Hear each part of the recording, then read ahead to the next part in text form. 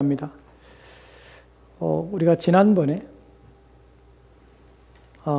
찬송에 대해서 한번 살펴본 적이 있습니다. 한 3주 전, 4주 전에 그리고 두 번째 내용인데요. 우리가 먼저 살펴볼 내용은 찬송가 23장에 보면은 찬송가 23장에 보면은 1절 말씀에 첫 번째 1절이죠. 1절 내용들을 보면 이렇게 기록된 걸 보게 되는데요. 1절에 보면은 만입이 내게 있으면 그 입 다 가지고 내 구주신 주인총을 늘 찬송하겠네. 아시죠? 다. 이 찬송을 보면 이 찬송이 오늘 우리가 살펴보고자 하는 내용에 근거해서 찬송이 무엇인가를 명확하게 설명해 주는 것이 찬송가 23장의 내용들입니다.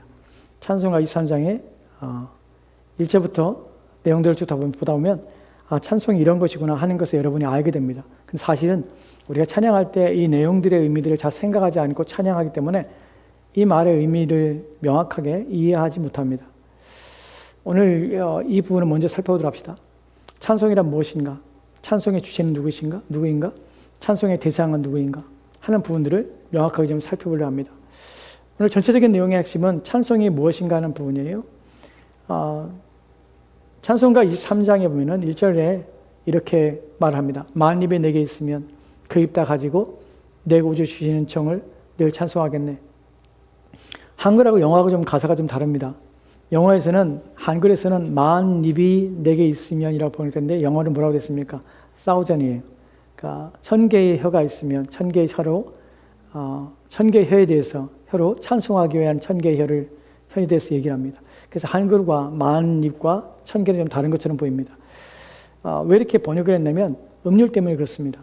1000개의 만입이 전입이 내게 이거보다는 만입이 내게 있으면 이게 좀 음률에 따라서 또 의미가 그럼 달라지지 않냐? 전혀 다르지 않습니다. 왜냐하면 1000개의 혀란 의미가 만입과 왜 같으냐면 1000을 넘는다는 것은 한없는 이라는 의미를 담기 때문에 한없는 입을 가지고 왜 이 찬송을 지은 이 사람은 왜 10,000개의 또는 셀 수 없는 입이 다 있다면 내가 만약에 그런 입을 다 가지고 있다면 그 입으로도 하나님을 찬송하겠다라고 말하는 것일까?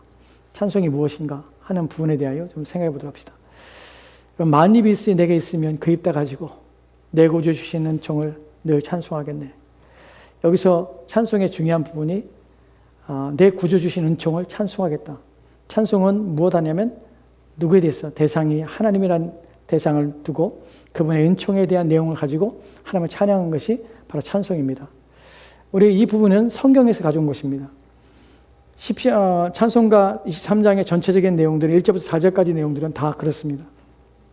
다 성경에 가지고 있는 찬송의 의미를 명확하게 설명하고 그것을 찬양하도록 하기 위해서 지은 것이 찬송가 23장입니다.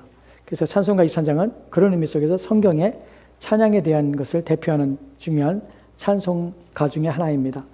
우리가 오늘 살펴볼 시편 135편 1절 말씀은 바로 찬송가 23장의 내용들이 무엇인가를 더 명확하게 분명하게 해주는 것입니다.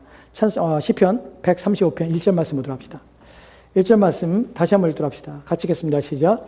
할렐루야 여호와의 이름을 찬송하라. 여호와의 종들아 찬송하라. 아멘.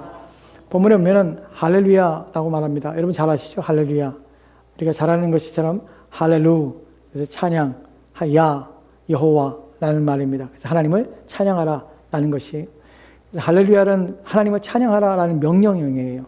그래서 명령이라는 것은 하나님을 찬양해라고 말하는 것이 찬양합시다라고 사람들에게 요청하며 구하는 것이 바로 할렐루야라는 단어입니다. 할렐루야 여호와의 이름을 찬송하라. 여호와의 종들아 찬송하라 라고 말합니다. 이 말씀 속에서 우리가 찬송에 대해서 우리가 하나님을 찬양하자라는 말에서 찬양이라는 단어가 나오는데 찬송하라라는 단어가 나오는데 찬송하라는 것은 노래하다라는 의미를 사람들이 생각합니다. 찬송하는 것은 노래라고 생각해요. 노래도 있습니다. 이 부분을 좀 먼저 생각해 봅시다. 찬송이 노래인가 하는 부분에 대해서 좀 더 생각해 보려고 합니다. 우선 우리가 살펴볼 것은 3절 말씀에는 찬송에 대해서 각기 다른 단어를 사용하고 있다는 것을 보게 되는데요. 시편 135편 3절 말씀입니다. 같이 읽겠습니다. 시작. 여호와를 찬송하라. 여호와는 선하시며 그의 이름이 아름다우시니 그의 이름을 찬양하라. 아멘. 본문에서는 찬송하라, 찬양하라 라는 말이 각기 두 번 다르게 사용됩니다. 이 단어는요, 히브리어에서 각기 다른 단어입니다. 하나는 찬송하라 라는 거지만 뒤에 있는 것은 노래하다는 의미를 담고 있어요. 그래서 영어 성경이 뭐라고 번역되냐면 sing praise to his name. sing이라는 단어를 사용합니다. 노래라는 단어를 사용해요. 노래가 여기에 담겨져 있고, 노래라는 것은 무엇입니까? 가사에 음률을 집어넣고 곡절을 집어넣어서 하는 것을 노래라고 합니다. 찬양은 노래하는 것을 포함하고 있습니다. 그래서 출애굽기 15장 2절 말씀에는 이렇게 하는 단어를 사용합니다. 출애굽기 15장 2절 말씀입니다. 같이 읽겠습니다. 시작. 여호와는 나의 힘이요 노래이시며 나의 구원이시로다. 그는 나의 하나님이시니 내가 그를 찬송할 것이요 내 아버지의 하나님이시니 내가 그를 높이리로다. 아멘. 아멘. 여호와는 나의 힘이요 노래이시며, 영어 성경에서는 노래라는 단어를 갖다가 my defense라고 번역을 했습니다. 이 단어가 그런 의미를 가지고 있는 것도 있지만 사실은 원문을 더 추격하면 이 단어는 찬양하다는 것이, 노래하다는 것이에요. 그 번역이, 한글 번역이 더 낫습니다. 여호와는 나의 힘이요 나의 노래이십니다 라는 것이에요. 노래다는 것은 노래를 부르다는 것입니다. 그래서 부르다는 의미가 이 안에 담겨져 있습니다. 첫 번째 우리가 생각할 부분은 무엇이냐면, 찬송이 노래인가 하는 부분에서 여러분이 알고 있는 노래라는 것의 의미가 전혀 다르다는 사실이에요. 찬송이 곡절을 가지고 있고 가사가 음률을 담아서 노래로 하는 형식으로 나오지만 그것만이 찬양이 아니라 찬송은 사실은 다른 의미를 담아내고 있습니다. 찬송이란 말, 성경에서 찬양하다라는 단어의 뜻은 무엇이냐면 빛나게 하다는 것이에요. 그리고 자랑하다, 그 다음에 높이다 라는 의미를 담아내는 것이 찬송이라는 것입니다. 자랑하는 것이에요. 그 다음에 빛내는 것이에요. 무엇에 대해서? 아름답고 훌륭함에 대해서 기리는 것, 이것을 찬양이라 합니다. 그러니까 무슨 내용에 대해서 기리는 것이, 어떻게 기리냐면 그것이 아름답지 않은가? 그것이 놀랍지 않은가? 그것이 얼마나 자랑스러운 것인가? 그 행한 일들에 대해서 그것을 기리는 것이, 그것을 얘기하는 것이 바로 찬양이라는 것입니다. 이것과 노래라는 말이 왜 다른가를 생각해 보도록 합시다. 저는 찬양과 노래는 다르다고 말씀을 드립니다. 여러분이 오해하실까 봐 좀 더 명확하게 말씀드리자면, 찬양이 가사와 더불어서 곡절을 집어넣고 음률을 집어넣어서 노래 형태로 나오는 것이 찬양이고 노래라고 할 수 있습니다. 하지만 여러분이 알고 있는 노래라는 의미 속에서의 그 의미는 찬양과 다른 본질의 것을 담아내고 있습니다. 그래서 찬양이 노래인가 하는 부분을 1대1로 등식을 매긴다면 그렇지 않다고 말씀을 드리는 것이에요. 찬양은 노래가 아닙니다. 어떤 의미에서 노래가 아닌가 하면, 노래라는 말의 어원은, 한글의 어원은 어디서 왔냐면 놀다라는 단어에서 왔습니다. 노래라는 것은 놀다는 것이 무엇입니까? 즐겁게 하는 것이에요. 흥을 돋구는 것이에요. 그래서 노래라는 의미는 우리가 알고 있는 우리의 개념 속에서 노래라는 것은 흥을 돋구고 즐겁게 하는 것이에요. 기쁘게 하는 것이에요. 한국 사람들은 흥이 많은 민족이라고 합니다. 그래서 모일 때마다 노래를 해요. 여러분 어렸을 때에 소풍을 가면은 꼭 노래 시키잖아요. 노래 장기자랑 합니다. 그래서 항상 모일 때마다 그래요. 여러분 예전에 한국에서 결혼식이나 또는 돌잔치나 또는 환갑잔치나 할 때에 자식들이 나와서 노래하지 않습니까? 꼭 노래를 시켜요. 노래 한번 하라고. 그래서 노래라는 것은 무엇이냐면 흥을 돋구는 것이에요. 기쁘게 하는 것이에요. 사람들이 노래할 때에 무엇을 때문에 노래합니까? 위로를 받기 위해서 노래를 하고요. 또 내가 즐겁게 하기 위해서 내 마음의 감정을 일으키기 위해서 노래하고요. 슬플 때 노래하는 이유, 기쁠 때 노래하는 것은 내 마음을 표현하거나 내 마음의 감정을, 정서를 자극하기 위한 수단으로서 노래라는 방식이 사용되는 것이에요. 즉 노래의 기본적인 것은 놀다에서 와서 그 노는 것은 무엇이냐면 내 마음을 내가 어떻게 하는 것이에요. 내 마음에 내가 영향을 주는 것이, 내 마음을 내 흥을 돋구고 내 마음을 이렇게 세우는 것을 노래로 사용돼요. 근데 성경이 말하는 찬양이라는 것이 노래의 형식으로, 즉 음률과 곡절을 넣어서 노래라는, 우리가 부르는 노래라는 형식으로 나오지만 그것이 과연 내 마음에 내 정서를 즐겁게 하고 만족시키기 위한 것으로 찬송이라는 것이 사용되고 있는가 하는 부분이에요. 그렇지 않다는 것이에요. 찬양이라는 말 자체가 무엇을 담고 있냐면 자랑하다는 것이에요. 그리고 무엇이라고요? 빛나게 하는 것이에요. 칭찬하는 것이에요. 누구에 대합니까? 하나님에 대한 것이에요. 그렇기 때문에 내가 찬송을 하면서 내가 스스로를 즐겁게 하고 내 스스로를 만족해 하는 것은 성경이 말하는 찬송과는 전혀 다른 것이에요. 그렇기 때문에 찬송이 노래인가 하는 부분에서는 그렇지 않다는 것이에요. 찬양은 노래입니까? 아니에요. 찬양은 무엇입니까? 왜 우리가 찬양이라는, 노래하다는 말을 쓰지 않고 찬양하다는 말을 쓰지 않으면 찬양이라는 말 자체가 가지고 있는 것이 기리는 것이기 때문에 그래요. 하나님에 대해서 기리는 것이에요. 그분이 하신 일에 대해서 기리는 것이에요. 그래서 우리는 그분에 대해서 자랑하고 칭찬할 뿐만 아니라 그분에 대해서 그분을 빛나게 하는 것, 이것이 찬양이 가지고 있는 고유한 특별한 내용들입니다. 이 방식으로 하는 것이 찬양이고 성경 우리가 예배드릴 때 드리는 찬양인 것이에요. 여러분, 예배 시에 우리가 찬양을 합니다. 찬양하는 것은 우리의 감정을 복돋우기 위해서 하는 것이 아니에요. 저와 여러분의 감정을 일으키기 위해서, 즐겁게 하기 위해서 하는 것이 아니에요. 그 내용은 누구 담고 있냐면 하나님을 담고 있는 것이에요. 우리가 다시 이 부분에 대해서 시편 135편 2절 말씀을 이렇게 읽겠습니다. 같이 들어갑시다. 같이 읽겠습니다. 시작. 여호와의 집, 우리 여호와의 성전, 곧 우리 하나님의 성전 뜰에 서 있는 너희여. 아멘. 여기서는 누가 하고 있는지, 누가 찬양하고 있는지에 대해서 말씀하고 있지만 1절 말씀이 뭐라고 했습니까? 할렐루야, 여호와의 종들아 하나님을 찬양하라 라고 말합니다. 여호와의 종들아 하나님을 찬양하라. 찬양하라 할 때 찬양의 내용들은 너의 감정을 복돋우고 너를 즐겁게 하라 라는 것이 아니라 누구에 대해서입니까? 여호와의 종들이라는 표현과 또 본문에서 여호와의 집에 우리 여호와의 성전, 곧 우리 하나님의 성전 뜰에 있는 너희들이여. 하나님을 예배하러 온 사람들이 무엇을 하면 하나님에 대하여 그분을 빛나게 하고 그분을 자랑하고 그분을 기뻐하며 즐거워하며 그분의 행한 일들을 기리라 라는 표현 속에서 찬양하라는 말을 쓰는 것이에요. 그렇기 때문에 예배의 첫 번째 중요한 부분이, 찬양의 첫 번째 중요한 부분이 노래의 부분과 우리는 구별된다는 것이에요. 여러분이 예배 시간에서 찬양할 때에 결코 여러분의 감정을 일으키기 위해서, 여러분의 정서를 즐겁게 해서 노래하는 방식으로 하나님 앞에 찬양하면 안 되는 것이에요. 여러분은 찬양할 때에 주의를 기울여야 돼요. 무엇이냐면 내가 지금 하고 있는 내 말과 내 곡조가 담아내고 있는 모든 것이 누구를 향하냐면 하나님을 향하고 있다는 사실을 기억하셔야 돼요. 그리고 그분을 즐겁게 하는 것이에요. 그분에 대하여 얘기하는 것이에요. 그분을 자랑하는 것이에요. 이것이 찬양에 있어서 가장 중요한 핵심적인 부분입니다. 이제 우리가 생각해 볼 부분이 이 주체가 누구냐는 부분이죠. 여호와의 집에서, 여호와의 성전에서, 여호와의 뜰에서 있는 자들아. 이 사람 누구냐면 하나님을 예배하러 온 자들을 말하는 것이에요. 즉 주체는, 찬양의 주체는 누가 되냐면 모든 사람이 노래한다고 해서, 성가고 한다고 해서 그 사람이 찬양하는 것이 아니에요. 누구냐면 여호와의 종들인 것이에요. 즉 구원받은 하나님의 자녀들이 하나님을 찬양하게 되는 것이에요. 왜 그럴까요? 왜냐하면 세 번째 내용인 찬양의 대상과의 관계 때문에 그렇습니다. 여러분, 찬송이라는 것이 대상이 누구냐면 하나님이라고 말씀드렸습니다. 이제 우리가 1절 말씀을 다시 한번 볼까요? 1절 말씀에는 할렐루야 여호와의 이름을 찬송하라, 여호와의 종들아 찬송하라 합니다. 여호와의 이름을 찬송하라, 여호와의 종들아 찬송하라. 여호와의 이름을 찬송하라고 합니다. 여호와의 이름을 찬송한다는 것은 그분이 이름이라는 것이 무엇을 의미합니까? 이름이라는 것은 그의 성품, 그의 인격, 그의 속성, 이런 것들을 의미합니다. 이름은 그 자체를, 그 자신 전인격을 담아내는 것이 이름이라는 것이에요. 이름이라는 것은 그가 행한 일, 그분이 누구신가 하는 것이에요. 이것을 찬양하는 것이에요. 이것이 찬양의 내용인 것이에요. 그러니까 우리의 찬양은 그 내용에 대해서, 하나님이 누구신가에 대해서, 그분이 하신 일들에 대해서 우리는 그것에 대해서 얘기하는 것이에요. 이것이 찬양의 본질적인 의미인 것입니다.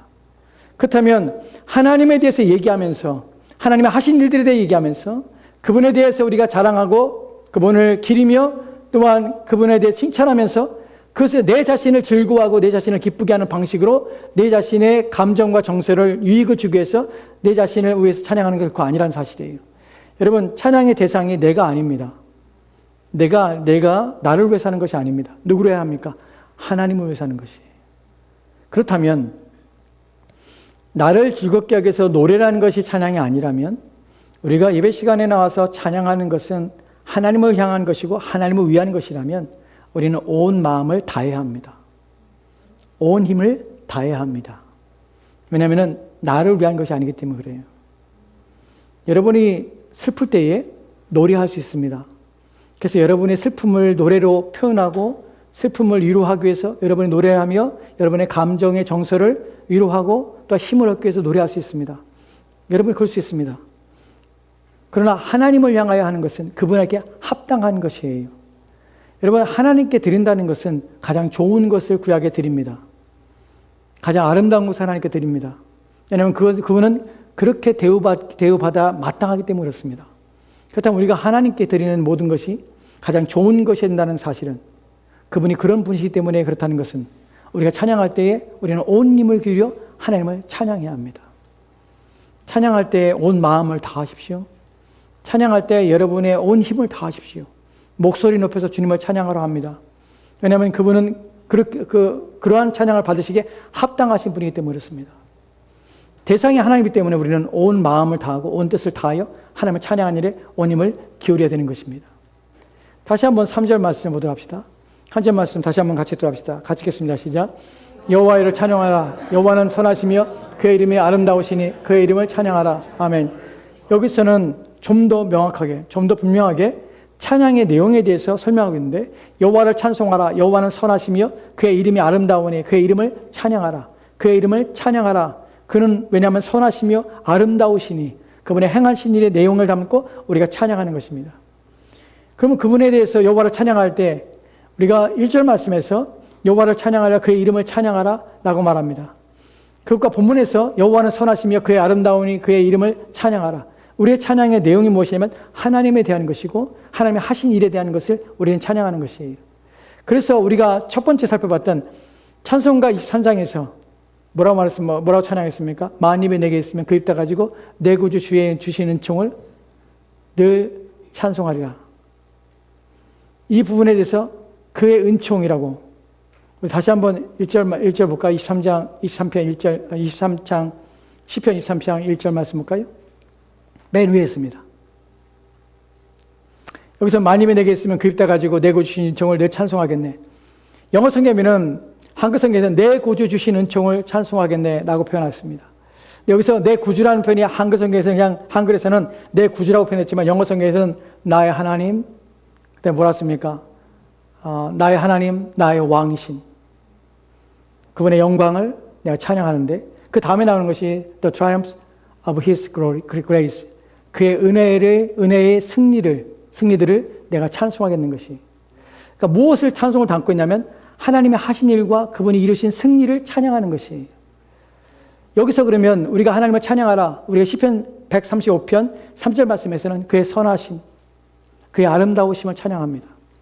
찬양의 내용들이 그분에 대한 것이, 이루신 선하심, 아름다움이 무엇인가 하는 거지.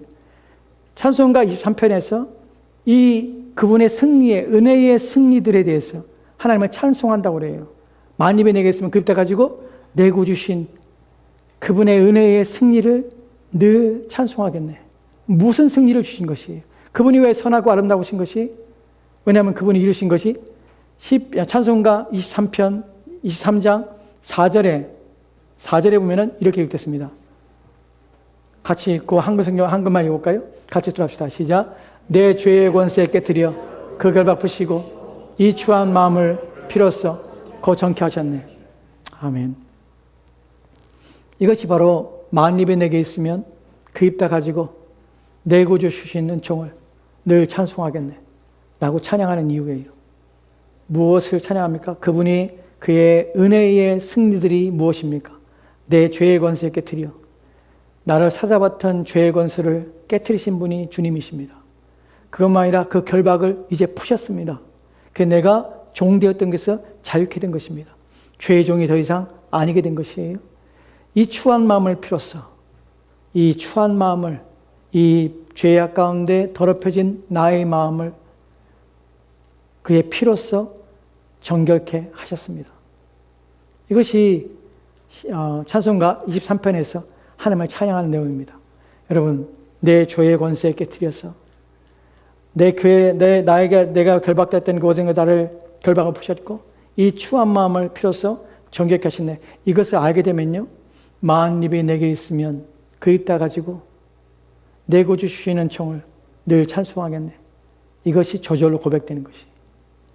이것이 경험된 사람들은 모든 입이 내게 있더라도 그 입 다 가지고 내 구주 예수를 영원히 찬송하겠네. 이 찬양을 드리게 되는 것입니다. 찬송은 그런 것입니다. 찬송은 무엇이냐면 내게 이루신 놀라운 하나님의 은혜에 대해서 우리가 그것을 기뻐서 즐거움으로 하나님께 그것을 이야기하며 하나님이 이루신 것을 자랑하며 즐거워하며 기뻐하는 것입니다. 그것을 곡조를 붙이고 그것에 음료를 붙여서 그것을 노래로 하는 것이 찬양인 것이에요. 이 놀라운 하나님의 은혜와 이 하나님의 행하신 모든 기적과 같은 이 일들을 통하여서 우리 하나님을 찬양하며 높이게 되는 것입니다. 이제 좀 더 살펴볼 내용들이 있는데요. 그 내용들은 찬양이 노래가 아니라는 사실, 찬양은 하나님을 대상으로 한다는 사실, 찬양이 하나님을 대상으로 할 때 우리는 온 힘을 기울여 하나님을 찬양해야 되는 것을, 또한 이 찬양은 예배의 중요한 요소이며 우리는 예배의 흥을 돋구기 위해서 결코 찬양하는 것이 아니라는 사실, 그래서 우리는 찬양할 때에 두 마음 품지 않고 온전한 마음으로 하나님을 향하여서 하나님의 행하신 일들을 기뻐하며 즐거워하며 그것을 자랑하며 또한 그것을 칭찬하는 것이 우리의 찬양이라는 사실을 기억하고 온 힘을 기울여 해야 되는 것이에요. 여기서 몇 가지 오해가 또한 잘못된 생각들이 있어서 좀 교정하려 합니다. 그 첫 번째 내용들은 무엇이냐면, 여러분 찬송에 대해서 생각할 때 찬양에 은혜 받았습니다 라는 말이 옳습니까? 옳지 않습니까? 찬양에 은혜 받았습니다 라는 말이 옳습니까? 옳지 않습니까? 찬양에 대해서 은혜 받았습니다 라는 말이 옳을 수도 있고 옳지 않을 수도 있습니다. 어떤 면에서 옳고 어떤 면에서 옳지 않습니까? 찬양에 은혜 받았습니다 라는 말이 찬양에 은혜 받았다는 것이, 당신의 노래에 내가 은혜 받았습니다. 당신 노래를 너무나 잘 부르고 아름다운 목소리로 마치 성악가가 노래하듯이 그런 좋은 목소리를 가지고 당신이 노래했기 때문에 내 마음이 감동되었습니다. 내 마음이 즐겁습니다. 내 마음이 기쁩니다. 라는 차원에서 찬양에 은혜 받았습니다 라는 표현은 옳지 않습니다. 어떤 면에서 찬양에 은혜 받았습니다라는 것이 옳습니까? 그가 드린 찬양이, 하나님께 드린 찬양이 그의 가사와 내용 속에서 하나님에 대해서 깊은 이해와 깨달음을 주고 또한 하나님에 대해 다시 생각하게 하며 하나님이 얼마나 크신 분임을 인정하게 하고 고백하게 하며 나도 당신과 같이 하나님 앞에 이런 찬양을 드리고 이것이 옳습니다. 그렇습니다. 라는 차원에서 찬양의 은혜가 되었습니다. 라는 표현은 맞습니다. 그것은 내가 하나님에 대한 인식과 이해를 그 찬양을 통해서 바르게 했기 때문에 그렇습니다. 그리고 그 동일한 마음을 가지고 하나님을 찬양했기 때문에 그렇습니다. 찬양 중에 계시는 하나님께서는 찬양하는 자의 마음 가운데 역사하십니다. 그 은혜를 주십니다. 그것이 어떤 은혜냐면 하나님이 누구신지를 깨닫게 하시는 것이에요. 하나님에 대한 이해를 높이는 것입니다.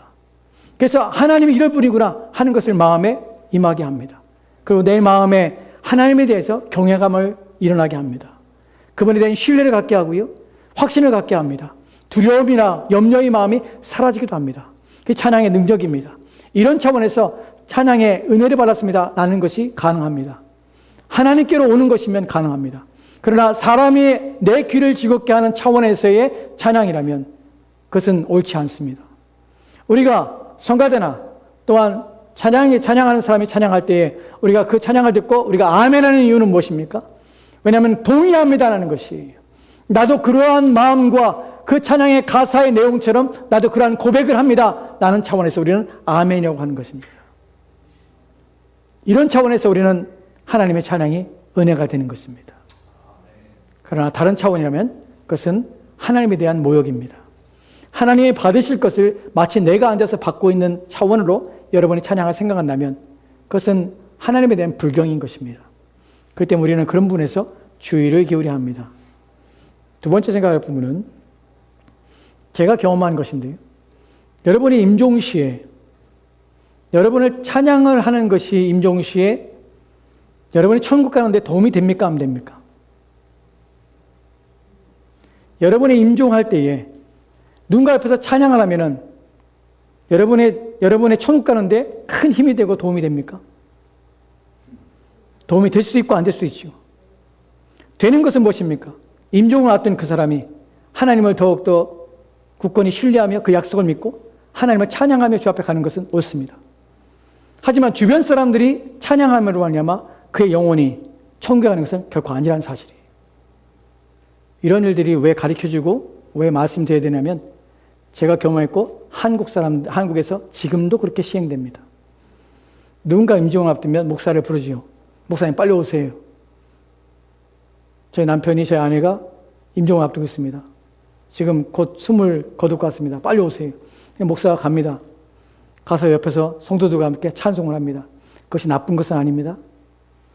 이 땅을 떠나서 영원한 나라에 들어가는 그 사람을 놓고 하나님 앞에서 하나님께 찬양하며 우리의 삶이, 우리의 인생이 하나님 손에 있음을 고백하는 것이 결코 나쁜 것은 아닙니다. 그러나 그 이유가 무엇인가 하는 부분에서 그렇게 함으로 그의 영혼이 천국에 간다고 생각하는 차원에서 드려지는 것은 악한 것입니다. 그렇지 않습니다. 이 얘기를 왜 드리냐면 제가 전수사 때, 강수사 때 제가 경험했던 일이에요. 밤마다 부릅니다. 밤마다. 목사님 돌아가실 것 같아요. 목사님 돌아가실 것 같아요. 그럼 또 갑니다. 아, 그냥 안 돌아가십니다. 그럼 또 와요. 그 다음날 또 목사님 돌아가실 것 같아요. 빨리 오세요. 그럼 갑니다. 안 돌아갔어요. 그게 문제가 아니에요. 가서 찬송을 부르라고 그래요. 찬송을. 여러분, 찬송은 하나님께 영광을 돌리는 것입니다. 찬송한다고 그 영혼이 천국 가지 않아요. 근데 그렇게 가르칩니다. 찬송함으로 그 영혼이 이 땅에 숨을 거둘 때에 하나님께서 찬송 소리를 들으시고 그 영혼을 천국에 인도한다고 그런 잘못된 가르침을 합니다. 여러분, 찬송이 사람을 구원하지 않습니다. 찬송은 구원받은 신자가 하나님께 영광을 돌리는 것이고 그 자체의 능력이 사람을 영혼을 구원하지 않습니다. 구원은 오직 우리 주 예수 그리스도를 믿는 믿음으로만 구원받습니다. 그 영혼이 그리스도 예수 안에 없다면, 그 영혼이 그리스도 예수를 품지 않고 있다면, 그리스도 예수께서 그분의 주인이 아니었다면 그는 찬송 하라비를 한다고 해도 그 영혼은 구원받지 못합니다. 찬송을 하지 않아도 그의 영혼이 그리스도가 그의 영혼의 주인이 되신다면, 이 땅에 사는 동안에 그리스도와 연합한 삶을 살았다면 아무도 없는 가운데 홀로 외로운 죽음을 죽는다 할지라도 그 영혼은 주님 앞으로 갑니다. 이것이 우리의 믿음입니다. 그래서 우리의 죽음의 상황에 누가 있건 없건 상관이 없는 것이에요. 여러분, 임종시에 목사를 부르지 말라는 것이 아닙니다. 당연히 가야죠. 마지막 이 땅에서 얼굴을 보며 마지막 인사를 하는 곳인데 왜 안 가겠습니까? 근데 중요한 것은 이 땅에 사는 동안에 여러분이 그리스도 예수와 연합하여 있는가? 그리스도 예수께서 여러분의 주인이신가? 하는 것을 생각해 보신다는 것이. 그래야 그날 여러분이 이 땅을 떠나는 그날에 두렵지 않을 것입니다. 왜냐하면 눈을 뜰 곳이 어딘지를 명확하게 알고 떠나기 때문에 그렇습니다. 찬송이 여러분을 바꾸지 않는다는 것이. 심지어는 제가 6시간 동안 찬송한 적도 있습니다. 여러분, 서울에서 누군가 돌아가시면 장례를 치르는 무덤이 있습니다. 무덤이 시골 어디 옛날에 선산 산원데 그런 데예요. 근데 거기가 6시간 버스를 타고 가요. 6시간 버스 타고 가는 동안에 담임 목사님이 뭐라고 말하냐면 찬송 인도하라고 그래요. 찬송 인도해서 유가족도 위로하고 또 죽은 영혼이 천국 가기 위해서 찬송을 부르라고 해요. 6시간 동안 찬송을 했어요. 입에 단내가 나더라고요. 단내가. 담임 목사님은 본인은 찬송하지 않고 옆에서 자고 있어요. 옆에서. 기가 막히더라고요. 내가 그때 앉아서 드는 생각이 내가 지금 무슨 짓을 하고 있나. 시키니까 어쩔 수 없이 하지만 정말 무슨 짓을 하고 있나. 이게 미친 짓도 아니고 미신이에요. 미신. 그렇지 않아요. 죽은 후에 찬송한다고 해서 그 사람이 천국 가지 않아요. 죽었는데 목사님이 기도한다고 해서 천국 가지 않아요. 장례식장에 갔을 때 목사님이 기도를 세게 하면 그 영혼이 천국 간다고 착각해요. 그 장례식에서 목사님이 가슴 아파하고 목사님이 천국 갔다고 말하면 그 영혼이 정말 천국 간 줄 알아요. 아니에요. 목사님과 아무 상관없어요. 아무 상관없어요. 그의 영혼이 이 땅에 사는 동안에 그리스도 예수를 영접하지 않은 한 목사 할아비가 와도 구원받지 못합니다. 아무도 구원 못해요. 장례식은 뭐 하는 곳입니까? 장례식은 끝난 후에 남아있는 유족에게 정신 차리라고 얘기하는 것이에요. 임종에 와서 장례식을 치르는 모든 사람에게 당신들도 지금 이 자리에 앉았지만 곧 저렇게 관에서 누워있을 것이라는 것을 사실을 직시하게 해주는 것이에요. 장례식은 끝난 것입니다. 남아있는 사람을 위로하고 오직 그리스도 안에서 소망을 갖자는 것이에요. 그게 장례식의 목적인 것이에요. 우리의 삶이 하나님께 있고 우리의 인생이 하나님의 손에 있어서 그 앞에 어떤 인생을 살고 어떠한 삶으로 주 앞에 서야 될 것인가를 여러분들 고민하며 인생을 사셔야 합니다. 찬송은 결코 그런 문제가 아닙니다. 찬송 자체에 고난이 있고 구원의 목적을 구원의 은혜가 있는 것이 아닙니다. 그러나 여러분이 마지막 여러분의 인생이 끝날 때 여러분이 하나님을 찬양할 수 있는 의식이 있어서 하나님을 찬양하며 나를 부르신 그분 앞에 기쁨으로 갈 수 있는 그 귀한 복된 시간이 있다면 얼마나 감사한 것입니까? 여러분이 하나님을 찬양하며 주 앞에 갈 수 있다는 것은 얼마나 큰 복입니까? 그것을 오히려 기대하십시오. 그것을 오히려 사모하십시오. 또 하나는 찬양이 노래가 아니고 하나님께 드리는 것이라면 우리가 예배 시간에 찬양할 때에 한국에서 지금도 많은 목회자들이 또 지금도 목회자들이 모이면 그런 잘못된 일을 합니다. 목회자를 주셔서 그런 일을 해요. 찬송하시면서 자리를 정돈합시다. 자, 가까이 오시고 찬송하면서 이런 표현을 씁니다. 이것이 가능합니까? 찬양이 하나님을 대상으로 한다면 그 눈에 보이지 않는 경외스러운 하나님 앞에 또 어미하신 하나님 앞에 우리가 하나님을 찬송하면서 자리를 옮기고 찬송하면서 움직이고 찬송하면서 무하기 위해서 노래하는 방향으로 그런 식으로 표현한다는 것은 불경인 것입니다. 찬송하면서 자리를 옮긴다는 건 할 수 없는 짓이에요. 하나님 찬양한다면서 내 마음은 딴짓하고 있는 것이. 여러분 세 번째 계명이 10계명 중에 세 번째 계명이 무엇입니까? 세 번째 계명은 여호와 이름을 망령되이 일컫지 말라는 것이. 망령이란 것이 무엇이에요? 나이 먹으면 망령된다고 그래요. 좋지 않은 표현이지만 망령된다고 그래요. 망령 말이 무슨 말입니까? 내 생각과 행동이 따로따로 노는 것을 망령이라고 그래요. 망령되이 일컫지 말라는 것은 하나님을 찬양하면서 내 마음은 딴 생각하는 것을 망령이라고 합니다. 하나님을 예비하면서 내 마음에 다른 생각 가지고 있는 것을 망령이라고 합니다. 그러지 말라는 것이에요. 또한 시간이 없으므로 찬송의 1절과 4절만 합시다. 이것도 잘못된 것이 결국 그럴 수 없습니다. 하나님께는 온전하고 온 마음을 다하여 하나님을 찬양하는 것입니다. 말씀 맞추도록 합시다. 여러분 찬양이라는 것은 우리 가운데 주신 하나님을 노래할 수 있는 기회일 뿐만 아니라 하나님에 대해서 높여드릴 수 있는 우리에게 주신 복입니다. 또 우리가 하나님을 찬양할 때 하나님께서는 그 사실에 대해서 더 우리가 확신시켜주고 하나님의 행하신 그 모든 데서 우리 마음에 더 깊은 이해와 깨달음을 주십니다. 그래서 우리 가운데 은혜를 주십니다. 은혜의 방편이며 은혜의 도구일 뿐만 아니라 또 하나님께서 우리 가운데 베풀어 주시는 긍휼과 자비하심의 통로이기도 합니다. 그래서 찬양은 우리 가운데 복된 것입니다. 찬양은 우리의 감정과 정서 때문에 하는 것이 아니라 오직 높으신 하나님 때문에 하는 것입니다. 그래서 여러분이 예배 전에 주일날 교회 왔을 때 아내와 싸우고 남편과 싸우고 올 수 있습니다. 여러분이 결코 편하지 않은 불편한 마음을 가지고 주 앞에 올 수 있습니다. 하지만 찬양은 나를 즐겁게 하는 것이 아니라 하나님을 기쁘시게 하는 것이기 때문에 나는 그 모든 나의 생각과 나의 편에서의 모든 감정과 정서를 억누르고 우리는 온 힘을 기울여 하나님께로만 향하여서 온 마음을 다해야 합니다.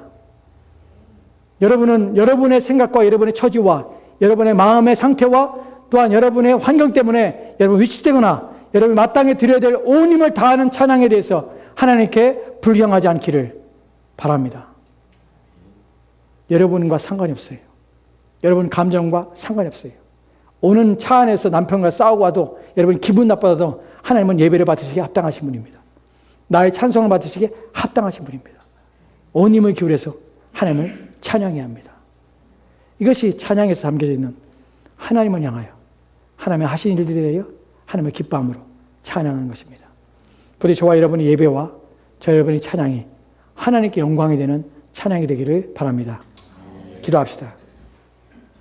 하나님, 오늘 우리가 찬송에 대해서 살펴봅니다. 찬송에 대해서 하나님께 드리는 것이며 노래가 아니라는 사실, 나를 기쁘게 하려 하는 행동이 아니라는 사실을 깊이 알게 하시고 찬송에 대하여 하나님을 경외하며 하나님을 높여드리며 또한 하나님을 자랑하며 하나님을 칭찬할 뿐만 아니라 하나님의 하신 일들을 기리는 것임을 기억하고 온 힘을 다하여서 온 마음을 다하여 하나님을 찬양하는 우리의 삶 되도록 주여 도와주시옵소서. 주께서 함께 하고 나오며 예수의 이름으로 기도합니다. 아멘. 우리 다 같이 찬송합시다.